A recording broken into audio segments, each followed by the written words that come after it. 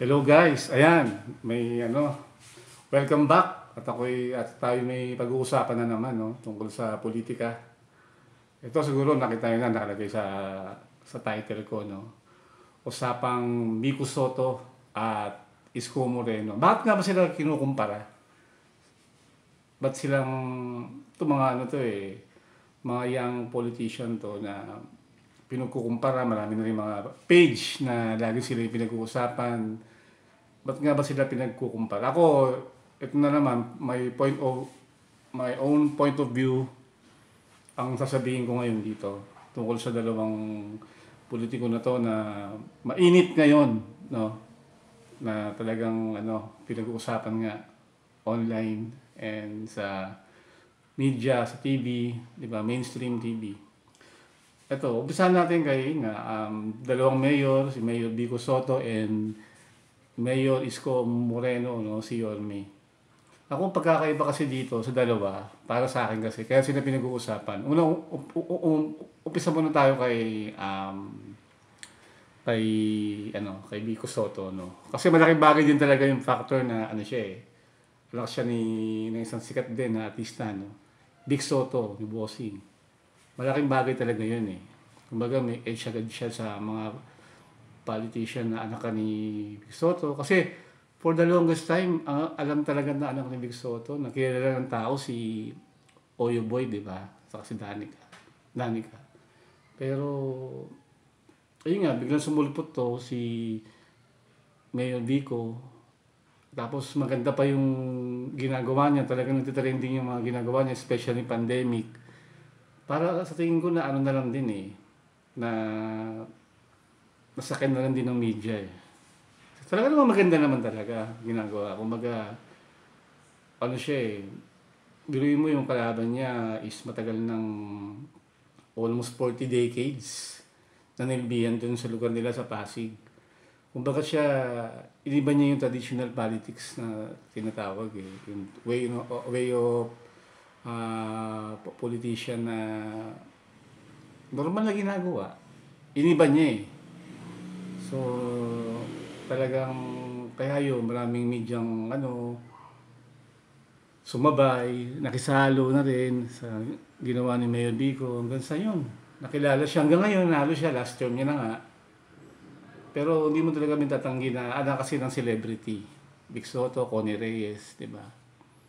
Malaking bagay din talaga yun. Pero syempre, nagpadagdag na rin talaga dun yung ginawa niya talaga sa Pasig. Talagang iba yung yung turnaround nung siya na yung pumuesto di ba? Hindi rin naman dati sa sarili na anak ka ng isang politiko bigla ka kagad, anak ka ng isang artista o celebrity, kilalang celebrity, bigla ka kagad may kilala as politician, as kasi ba't naman yung anak ni Tito Soto, si Gian Soto, diba? Matagal ng nasa politician pero hindi naman may ngayong pangalan.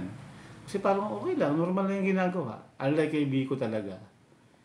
Iniba niya Iniba niya talaga yung pamumuno yung leadership. Yung ngayon sa kanya, nakilala nga siya ngayon na as good governance to. So, dun talaga. Kaya, nakikita maraming, hindi lang taga-Pasig, marami talaga nagsasabi na may potential talaga itong maging presidente. Siguro, sabi nila, next election, 2028, pero parang hindi pa pwede yung age requirement kasi, dun siya madadali pa, hindi pa pwede. Unlike, ato naman, pero magaling. Sunod na tayo kay Yorme Isko Moreno. Si Isko Moreno din naman kasi, iba din yung after nung take over na siya sa Manila, 2019. Talagang nilinis niya Nilinis niya rin ng Manila talaga. Wala tayong masasabi doon. Kaya lang, talagang daling araw, di ba, sa FB page niya, talagang tatrabaho siya. Nakitaan din talaga siya ng potential na maging presidente. Pero eventually, yun nga, di siya nanalo. Pero, yun nga kahit nga tataka din ako sa kanya kasi ang dami ng bumabati ko sa kanya, which is, ako naniniwala din ako talagang nagkaroon siya ng doon yung binenta niya yung ari-arian ng Manila, di ba? Buwebenta nga tawag sa kanya, di ba? Ibang property ng Manila, Divisoria, kung sa area ng school dyan sa CCM, City College of Manila, kung ano-anong mga binenta niya. Pero yung defense naman niya doon is para daw sa masurvive ang mga Manileño. Kasi nga nung time na yun nung time na yun ay COVID di ba?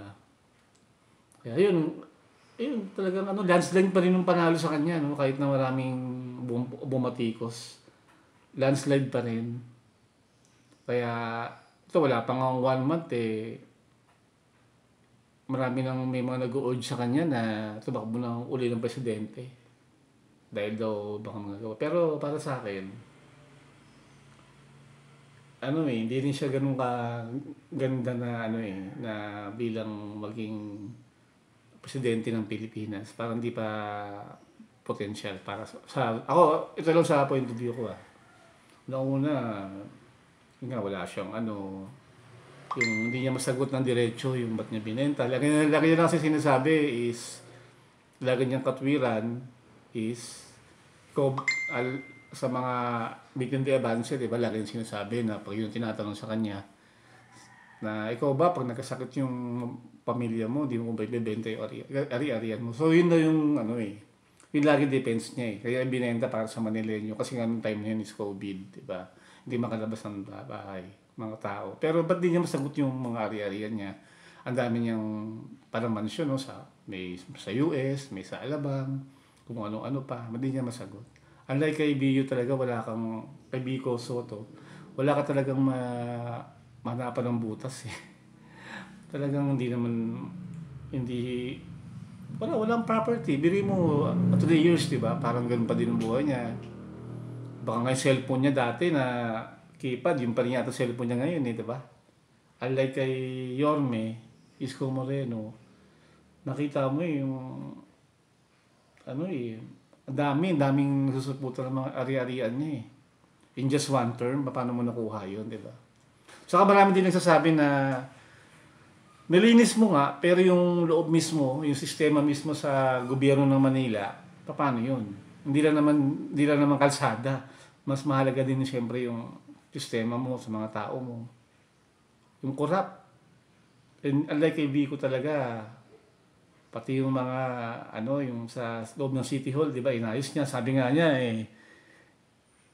madali na lang gumawa ng tama ngayon, di ba? Mahirap na, kasi nga inayos na lahat, tinanggal niya lahat ng mga di gumagawa ng mali. Ano pa yun panong dating politiko dyan sa Pasig Ganun na yung patakaran. So sa kanya, inayos niya, lagi sinasabi talaga na hindi na mahirap gumawa ng tama ngayon. Dahil ordered na, ayusin mo na lang. Papamunuan mo na lang ang City Hall ng maayos. So yun, para sa akin, kayo, ano bang comment nyo? Kasi maraming nagsasabi na potential ng dalawa is ito yung susunod na presidente natin, Isko Moreno versus Vico Soto, maglalaban din sa dulo. Kayo, sa palagay nyo, sino yung para sa puso nyo na mas may karapatan, mas may potential? Feeling mo talaga asenso ang bayan. Kasi ako, hindi naman ako diba, ipokrito. Sa mga comment ko pa lang, sa mga reaction ko pa lang, diba, Vico Soto tayo. Yun, kasi si Isko nga, lalo na yung ito simple na lang, yung bulaga, diba? Siya, traidor siya. Kumampi sa Lusos. Sasabihin nyo na business lang yun, trabaho lang, pero syempre, diba, alam mo naman yung, yung legacy nung naiwan, nung nasaktan ng mga tao, pero kumampi ka pa rin doon. Yun, simple lang yun, yung sa Lusos kumampi, diba? Tapos sinasabi ngayon na naman ngayon ni Isko Moreno na hindi na raw iiwan ng ang Pilipinas. Ang Manila, tatapusin na daw yung term. Kasi nung last time, di ba? Isang term lang, iniwan agad niya Ito, sinasabi na naman niya ngayon, nakangako siya, 1 term. Baka mamaya, maudyukan ka lang dyan. After 3 years. tatakbo ka na naman ng presidente, iwanan mo na naman ng Pilipinas, di ba?